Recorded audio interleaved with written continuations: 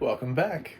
I'm John Stark from MyMovieGuy.com, and we're celebrating the 30th anniversary of a Best Picture winner. This is Forrest Gump. This does have available audio description. I got this on Paramount Plus, which means I also don't know who did it because it doesn't let you watch the credits on Paramount Plus. It's really concerned that you just keep watching things. So obviously I've seen Forrest Gump before, so this is also a second look, although it's arguably more than that. I've definitely seen Forrest Gump a couple of times, although this is not a film that I just randomly put on. This is not a comfort film. It's kind of long. It's like 2 hours and 20-something minutes. But it is a film that I remember. Like, I feel like I've seen this enough times that watching it again in 2024 was just like a nice memory jog. A great opportunity to sit and look at the audio description track and be like, does it do what it's supposed to do? Is it good? Obviously, this is known for being the last time Tom Hanks won an Oscar for Best Actor. Dude won twice back to back, and he's had a pretty hard time getting some nominations for some pretty obvious performances since then. But yeah, it's the film that debatably some people say doesn't hold up, that they'd rather give it to something else. I disagree oftentimes with the film they'd rather give it to something else, because Pulp Fiction is not my favorite Quentin Tarantino movie. Shocking, I know. But I do agree that it should be Shawshank Redemption. I'll go with you on that route. I'll join those people. We can jump on that train, but I'm not going to jump on the Pulp Fiction train. If you're going to tell me Pulp Fiction versus Forrest Gump, I'm still going to go Forrest Gump. But if you're going to tell me that Shawshank has a shot, I'll go with you on Shawshank. So it's just that when Shawshank came out, nobody knew what Shawshank was, and it was one of those films that, thanks to its like endless amount of repeats on TNT, it ended up just blowing up. So I'm hoping to revisit Shawshank also this year with an audio description track. So, but I started with Forrest Gump because it was on there. 30th anniversary of Forrest Gump. Tom Hanks, Robin Wright, Sally Field, Gary Sinise, and a Robert Zemeckis film. We're getting to see that again this year with Tom Hanks and Robin Wright re-teaming with Robert Zemeckis for a film called Here, which could get them back in the Oscars. Robin Wright has never been nominated before, so I'm kind of rooting for her for that because she deserves it. After a long career, it's really weird to hear something like Robin Wright's never been nominated for an Oscar. It feels like one of those things that we just, like, whoops, you know. But, yeah. Have you really not seen Forrest Gump? Do I have to tell you? Forrest Gump is the story of a boy who sits at a bench one day and just starts telling about that life is like a box of chocolates, and you never know what you're going to get. Mom always said. So we start off with the story of Forrest as a young kid. He's obviously like a little slow. And he also needs special equipment for his legs, which causes kids to make fun of him because of course they do. As if his being slow isn't bad enough for kids, which would have already caused people to make fun of him. He also has to have braces on his legs. So, which leads us to the Run Forrest Run moment, which this film does get really cheesy. I gotta be honest. I like parts of this film because I like what it's doing, and it kind of did this thing first where he just kind of like pops up in moments of history, just sort of like, whoop, I'm Forrest Gump, look, I'm here. And it has its charm, but there are parts of it like the Run Forrest Run. I feel like every time they do that, they do it at like the same beat. So like people have to just keep saying like the same "Run, Forrest, run," you know, like not just like "Run, Forrest, run." Like, it's always just like this like same like exact thing, like it's a catchphrase. They're really trying to hope and make happen. Well, it did. It happened. Run, Forrest, run. He's living with his mom, played by Sally Field, who does a nice job here. But if we're being honest, it's Sally Field, so she's done stronger work before. But yeah, this performance is fine. I don't really have a problem with it. I don't know if it's the best supporting actress of the year, but at the same time, I don't hate it. I don't hate the nomination. So it's okay. It's Sally Field. It's, when you watch somebody who's really good at a certain point, it's really hard for them to kind of mess up. So I don't feel like she messed up the role here. I always remember the part where little Forrest hears his mother basically giving sex so that Forrest can go to school or whatever, and Forrest makes those weird noises. That's still odd and humorous after all these years. I'm just like, this is so weird. It's a weird movie. And then we get introduced to Jenny, who is a little girl who has an abusive father, and she sees Forrest as being like a safe place and spends a lot of time with Forrest and sort of stands up for Forrest, and they become good friends, and then they grow up and go their separate ways, and Forrest doesn't really always understand what everything's going on, and Jenny wants to obviously be her own free person and have sex with boys who are not Forrest, and go do things, and Forrest ends up going and doing his own stuff as he runs and plays football and gets to meet the president through the All-American football team, and eventually gets drafted in the Vietnam War, and then he plays ping pong, and then he becomes he meets Bubba, by the way, in the Vietnam War section. So if you've ever been to a Bubba Gump Shrimp, that's where that comes from. If you've ever seen Bubba Gump Shrimp, which is probably one of the biggest things to ever be launched out of a film franchise, is to still actually, I think there still are Bubba Gumps out there in the world. I know that restaurant chains are closing daily, on the reg, but so it's possible that this closed and I just didn't notice it. It's really hard to keep up. But there used to be a Bubba Gump Shrimp. I've eaten at one, I'll say that. So I've had Bubba Gump Shrimp before, and it was okay. It was okay, and I'm here.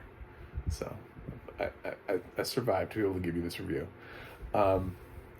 So he also meets Lieutenant Dan, saves Lieutenant Dan. Lieutenant Dan is really upset because he loses his legs in the Vietnam War. Forrest gets shot in the ass and gets to show President Nixon that he was shot in the ass, and he gets a Medal of Honor.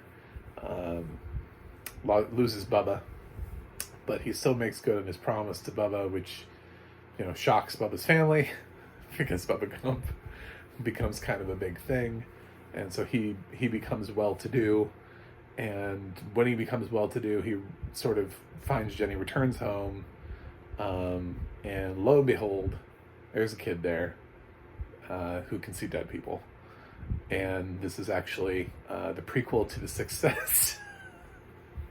It's just Haley Joel Osment happens to be young Forrest in this film. So yeah, so this is that's the quick plot spoiler summary of Forrest Gump, which has been around for 30 years, and I think everybody generally knows the plot of the film. I jumped over some things. He gets thrown into random points in history where he just sort of shows up at things like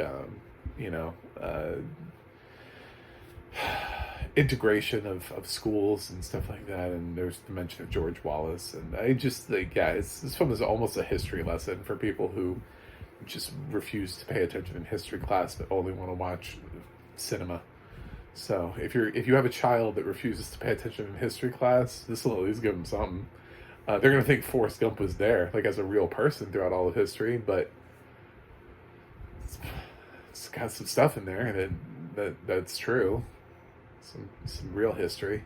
So there's something about it. But yeah, he kind of just pops his way through history and has this sort of larger than life tale that he tells to random people on a bench as the film progresses, and then finally he just kind of like walks off and goes to Jenny. So, and it's, first of all, the film has a great score.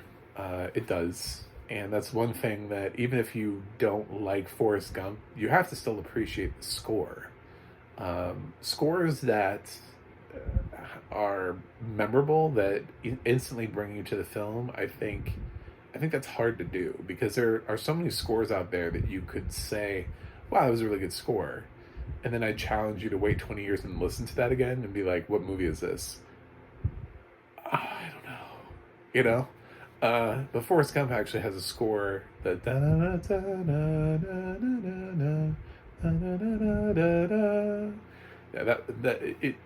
that is like instantly recognizable to the franchise. And I actually do kind of remember that like falling leaf that we follow through the air. I don't think that was described as well. But it's kind of a silly ask. Like, could we follow the leaf better, please, as it falls through the sky? Could we, while this is happening? Obviously there are other things, expands upon, there's more scenery around, but they do kind of want you to look at the leaf as it's falling in that part. So, I still like the film. I don't think it is the greatest accomplishment. I think it's worth nominating. I think their performance is worth nominating. I think Tom Hanks's second Oscar win for Forrest Gump, I don't hate the win, but at the same time, I hate the fact that he has been unable to win for better performances later on in life. Like, I almost wish his second win, because I don't know that Tom Hanks will ever win a third Oscar. And to say that his career has never been better since 1994 is such a weird thing, because he's one of the greatest actors we have working. So there are other performances I would have loved to see him get recognized for as time has progressed. And like, if you put this up against Castaway, for example, I think he's better in Castaway. I think he's fine as Forrest Gump, but he is kind of playing on some tropes that Ben Stiller kind of openly mocks in Tropic Thunder. And it's not a performance that holds up quite as well as some of his other films. Because it's sort of like it's kind of a one-note performance, but there's something special about the film that does work and does pull you in. And I do think supporting performances from Gary Sinise and Robin Wright are both interesting and help pull you in. And Myeklti Williamson as Bubba. I don't know how to pronounce his name. I actually don't even know what the last film was that he did. But they're fine. Like, everybody sort of rounds out this film in a nice way. It's one of Gary's better performances, that's for sure. So probably of the cast, anybody who deserved to win an award, I would say Gary Sinise, playing a war vet. But it's not like we haven't seen people play that role before. So I don't know. I don't have a problem with it being nominated. Like, I think it deserves Oscar nominations. I think looking back on this is really interesting, because I always do the rewriting the Oscars, and this year gives me the opportunity to look at the 1994 Oscars, and it'll give me the actual opportunity to sit down and really think and who would I have given these awards to. I don't know how much Forrest Gump is going to show up. I think it's a good film. I don't know that it's the best film of 1994. I think, like I said, Shawshank Redemption, which I wasn't allowed to see in 1994, so I saw that a little bit later. Not much later, but it wasn't like a let's take you to the theaters to see an R-rated Stephen King movie at 11. So I was 11 in 1994, but I did get to see this. So I also didn't see Pulp Fiction until later. So the great debate of which one of those films deserved the win, which still rages on today. Yeah, I think probably I would go Shawshank and Tim Robbins, Morgan Freeman. Yeah, because I think that might be Tim Robbins' best performance is in Shawshank Redemption. So anyway, just it's that's all just, after the afterthought and being able to look back on things. But I think Forrest Gump is still a decent film that you can watch. Surprisingly, the runtime didn't bother me that much because he goes through so much and does so much and travels through history, and he's always like bumping it. The film actually doesn't just like sit. It never just like stops and just like puts you in place. The longest that it stops and plays is the Vietnam War segment, but that's not even that long. I mean, he's just constantly doing something else or having another conversation. It's got a really good flow to it that way. It keeps an energy going. It keeps your interest going, and that's one of the things where it's like, well, obviously Robert Zemeckis, this is one of his better directed films compared to something like Pinocchio. Anyway, so I'm mostly positive on this. I think the audio description was fine. Not my favorite audio description track. There were times where I felt like it could have interjected and didn't, but it was fine. It did. It reminded me of some stuff. I didn't have like questions coming out of the audio description. It wasn't like, what about that, or oh, didn't it show that, or wasn't the shot like that? Biggest thing I have is the leaf, which is not like real. That's not like a real concern, Like, can we please follow the leaf longer, please? Because I felt like it was a long time that we watched that damn leaf fall from the sky. So yeah, stupid is as stupid does. I think, isn't that like a quote from this film? What are the other quotes that we've? I don't know. But yeah, this is it. This is Forrest Gump. So you can watch it, not watch it. It's 30th anniversary of Forrest Gump. 30 years of Forrest Gump. So they never made the sequel. Thank God. We never needed a sequel to this. I know he wrote another book. Wilson, whatever his name is. I don't care. But yeah, one-off is good. We're good with one film. Be like if they made a sequel to The Help. It's like, I don't need a sequel to that. That's fine. The first one was enough. More help. Like, no. The Helpers, no. So, yes, this is, I'm going to give Forrest Gump, I'm going to give it an A-. Yeah, that's what I'm feeling. I still feel like it's a good film. I just don't know. This isn't like a Desert Island film for me, and it's also not a film where I feel like immediately inclined to be like, Best Picture of the Year. I do question that. I immediately question it because I know what it's nominated against, without even having to look at the list of all of the films in 1994 and even consider the films that didn't make the nomination pool. Shawshank Redemption is still there. So for me, that's a little bit of a deal breaker. So anyway, thanks for watching, thanks for subscribing, and hopefully you get to celebrate Forrest Gump's 30th anniversary this year as well. See you guys on the other side.